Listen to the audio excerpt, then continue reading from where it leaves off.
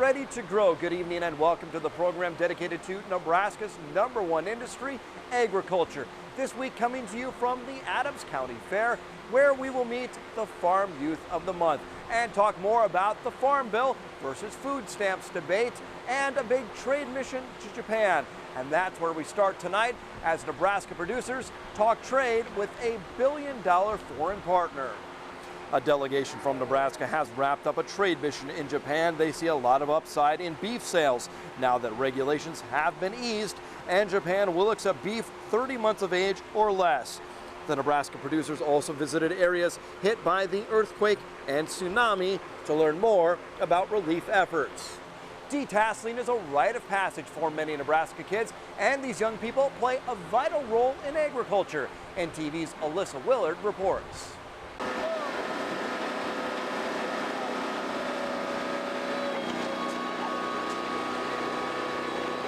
I'm 17 and I've been doing this for 7 years. Like many kids in central Nebraska, Chaz Jansen was 10 years old when he started detasseling the cornfields in his area. And like many, it's a fun way for them to socialize while taking care of serious business. It's really fun because you get to hang out with your friends and you get to get paid for it. And although mandatory breaks and limits on hours worked in a day are regulated carefully, the heat can make the work that much more tough. It gets really dirty and hard to walk. And then you mix in the heat afterwards and it just makes it miserable. The detasseling process is a method of removing the tassels from the tops of the corn plants for pollination control and crossbreeding.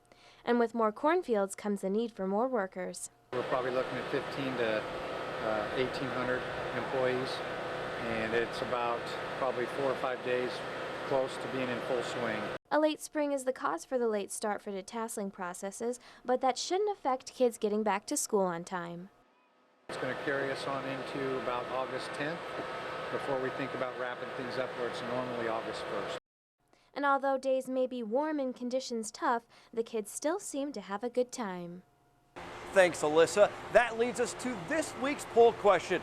What age do you think is appropriate for Nebraska kids to begin detasseling? We've got several options. Make sure to go to our website, nebraska.tv, and click on NTV's Grow. And now's the time to bring you the results of last week's poll question, where we asked you, how many fairs do you plan to attend, county, state, and otherwise? Here's a look at what you had to say.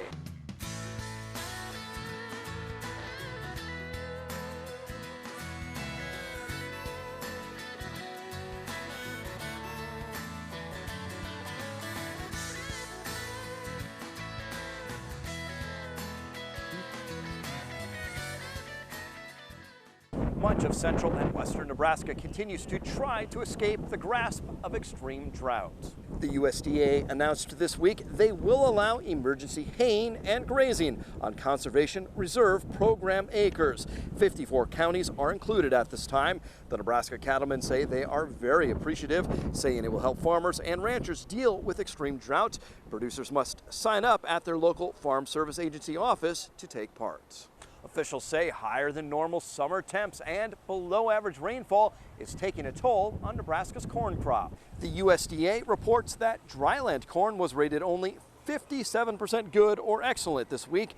That compares with 66% a week ago and 69% on average. Irrigated corn was rated 81% good or excellent, compared with the 78% average. Meanwhile, experts say cover crops helped boost both corn and soybean yields during last year's drought. A new survey shows farmers who took advantage of those cover crops boosted their yields by as much as 14%.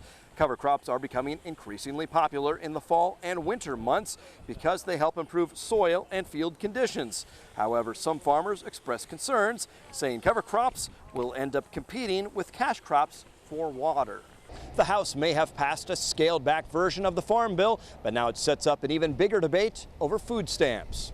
The nutrition program was added in the 70s to get urban Democrats to vote for the Farm Bill. Now Republicans have taken aim as what they see as a bloated welfare program. House Republicans dropped food stamps and were able to pass the smaller bill on a party line vote. But now that sets up a fight over food stamps, and the farm portion of the Farm Bill is yet to be finalized. Meanwhile, Kansas farmers remain leery, waiting to see what ends up in the final farm bill. The head of Kansas Farm Bureau says the bill is good for agriculture because it maintains conservation programs and develops export markets. And most importantly, Farm Bureau says it maintains crop insurance.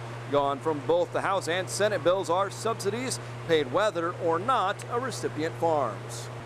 Robots may revolutionize farming, at least when it comes to fruits and veggies. Robots could be thinning lettuce, pruning grapes, and harvesting strawberries, things usually done by hand because they're sensitive to bruising. But robots with GPS and advanced sensors may be able to safely handle these items. Some say it will address a labor shortage. Others say it will cost jobs, but it'll probably take 10 years for the technology to develop. Nebraska is adding jobs, but farm income is coming back to earth after skyrocketing to unprecedented levels.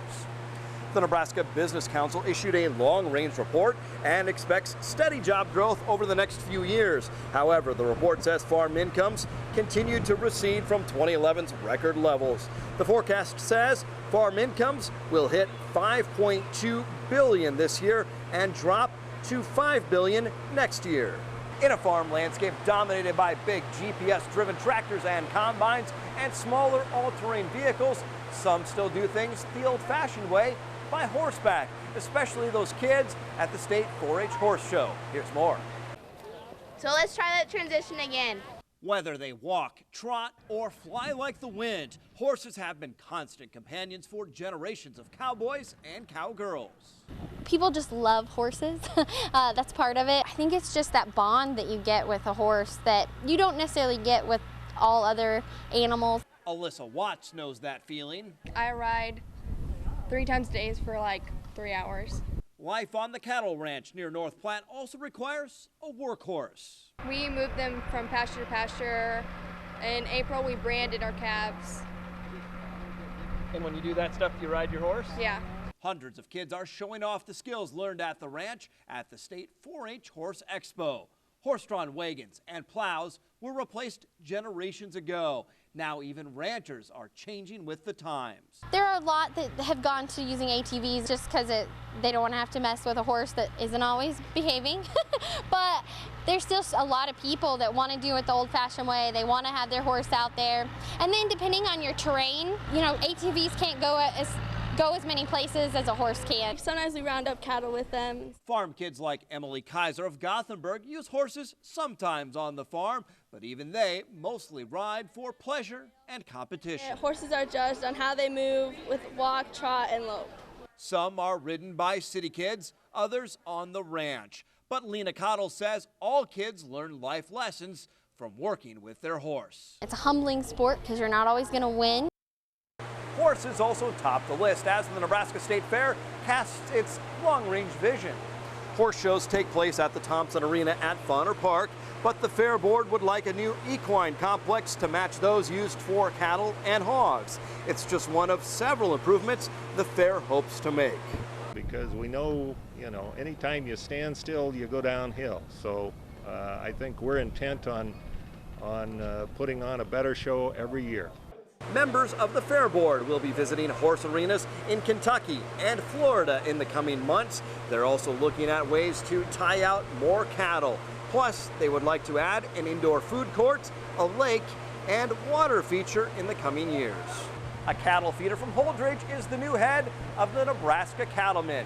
Pete McClymont has been named Executive Vice President of the Cattlemen. The Holdridge native grew up on a diversified farm and joined the Cattlemen Board in 1996, later serving as President of the board. McClymont most recently worked as Vice President of Legislative Affairs for the Cattlemen. Up next, the Drought interview, and we sit down with Greg Ibaugh to talk international trade. Stay tuned.